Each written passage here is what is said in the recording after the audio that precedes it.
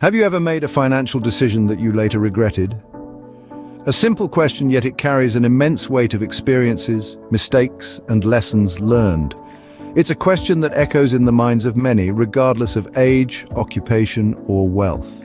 The answer, more often than not, resounds a resounding yes. The world of finance is riddled with complexities and uncertainties, making it a breeding ground for mistakes and, consequently, regret. Yet it's not just the inherent complexities of finance that lead us down this path. There's a deeper psychological layer at play, a layer often overlooked in the hustle and bustle of numbers, trends, and market analyses. Our minds, fascinating as they are, aren't perfect. They're susceptible to a wide range of cognitive biases, the mental shortcuts our brains take to speed up decision-making. These biases, while useful in some scenarios, can lead us astray in the world of finance. For instance, the confirmation bias leads us to seek out information that supports our existing beliefs, blinding us to contrary evidence. The recency bias sways us to give more weight to recent events, causing us to overlook the long-term trends. Emotions, too, play a pivotal role. The thrill of a potential gain can cloud our judgment, pushing us to take undue risks. The fear of missing out can rush us into hasty decisions. The regret of a past mistake can paralyze us, preventing us from taking necessary actions.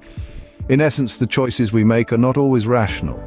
They're influenced by a cocktail of cognitive biases and emotions, often leading us to decisions we later regret. And this, my friends, isn't a personal failing. It's a human trait, a testament to the complex workings of our minds. So if you've ever found yourself questioning a past financial decision, know this: you're not alone. All of us, at some point or another, have been there, and there's a psychological explanation for it. If your answer to the question at the start was yes, you're not alone. It's a common occurrence, and there's a psychological explanation for it. Let's take a look at John, a regular guy who ended up making a series of financial decisions he later regretted. John, like many of us, has dreams and aspirations. He was eager to build a secure future for his family and himself. With these noble intentions, John ventured into the world of investments. However, he was not entirely prepared for the roller coaster of financial decisions that lay ahead. John's first major decision was to invest heavily in a single stock, swayed by the hype and the promise of quick, substantial returns. This is known as the bandwagon effect, a cognitive bias where people tend to follow what others are doing, often ignoring their own analysis or the inherent risk involved. Unfortunately for John, the stock plummeted, leaving him with significant losses. Undeterred, John then turned to real estate, purchasing a property in an up-and-coming neighborhood. He was influenced by the recency bias, where recent experiences or information heavily influence one's decisions. In John's case, he had recently read about a property boom in similar neighborhoods. However, the boom did not materialize, and John was left with a property whose value was less than what he had paid for it. In a bid to recover his losses, John subsequently made high-risk investments, falling prey to the gambler's fallacy. He believed that after a series of losses, he was due for a win. This is a classic example of how our emotional responses can cloud our financial decisions. Predictably, this approach didn't pan out well for John either. John's story also highlights the sunk cost fallacy. Despite the clear signs that his investments were not yielding the desired results, John kept pouring more money into them, unable to let go of his initial losses. This is a common trap many of us fall into, continuing a behavior or endeavor as a result of previously invested resources, even when it's no longer beneficial. John's story isn't unique. Many people make similar decisions every day, driven by the same psychological factors. So what exactly is going on in our brains when we make these financial decisions? Well, several psychological concepts play key roles in influencing our financial decision-making. One of these is cognitive biases.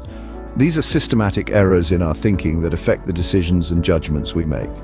For instance, the sunk cost fallacy is a common cognitive bias where we continue a behavior or endeavor because of previously invested resources like time, money, or effort, even if it's no longer beneficial. It's like buying a movie ticket but realizing halfway through that the movie is dreadful, yet you decide to stay because you've paid for it. Emotional responses also play a crucial part. Consider the fear of missing out, or FOMO. This can drive us to make impulsive purchases or investments because we don't want to miss out on potential gains, even if the risks are high. Similarly, the recency bias, where we give more importance to recent events than historical ones, can lead us to make financial decisions based on short-term trends rather than long-term perspectives. Stress and anxiety too have a significant impact on our financial decisions. High levels of stress can lead to poor decision-making as our brains switch to a survival mode, focusing on immediate concerns rather than long-term planning. Anxiety can make us overly cautious, preventing us from taking calculated risks that could lead to financial growth. On the other hand, the confirmation bias can cause us to favor information that confirms our existing beliefs or values, leading us to overlook critical data that might suggest a different course of action. For example, if we are convinced that a particular stock is a good investment, we might ignore contrary information and continue to invest in it, potentially leading to financial loss. So, in essence, our brains are often working against us when it comes to making sound financial decisions. But it's not all doom and gloom. By understanding these psychological factors and recognizing when they are influencing our decisions, we can start to make better financial choices.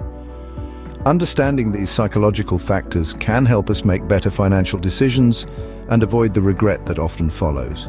Now that we understand the psychology behind our financial decisions, how can we avoid making choices we'll regret later? Firstly, don't rush into making financial decisions.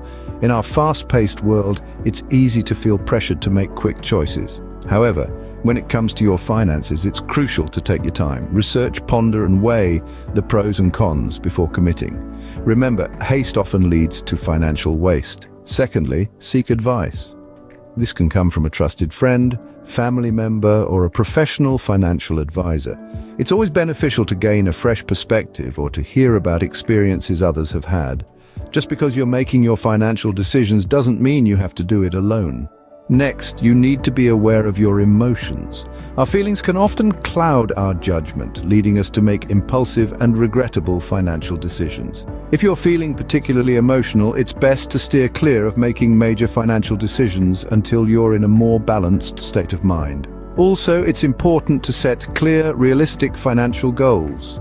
Having a defined aim can help guide your financial decisions and keep you on track. Whether your goal is to save for a house, start a business, or retire early, having this clear objective can help you avoid making impulsive decisions that could derail your plans. Additionally, it's crucial to continually educate yourself about financial matters. The world of finance is complex and ever-changing. By keeping up to date with the latest information and trends, you can make more informed decisions and avoid potential pitfalls. Finally, remember to regularly review and adjust your financial plan. Life is unpredictable, and your financial plan should reflect this. By regularly reviewing and adjusting your plan, you can ensure it remains aligned with your current circumstances and goals. By being aware of these psychological influences and taking steps to mitigate their impact, we can make more informed financial decisions. We can't completely eliminate financial regrets, but by applying these strategies, we certainly can reduce them. Scene script. Let's recap what we've learned about the psychology of financial decision-making.